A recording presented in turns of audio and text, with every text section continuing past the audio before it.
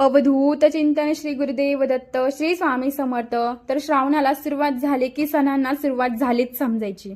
आणि श्रावण म्हटला की पूजा पाठ पोथी पारायण असं प्रत्येकाच्या घरात अनुभवायला भेटतच। तर मी सुद्धा श्रावणाच्या पहिल्या गुरुवारपासून श्री स्वामी समर्थ सारामृत पारायण म्हणजेच 11 गुरुवार करायला स्टार्ट केले। सकाळीच स्वामींना मुजरा करून धूप अगरबत्ती लावून घेतली व लगेचच संकल्प करून घेतला व स्वामी स्तवन वाचून सारामृत ग्रंथाच्या पाया पडून तो सुद्धा वाचायला घेतला।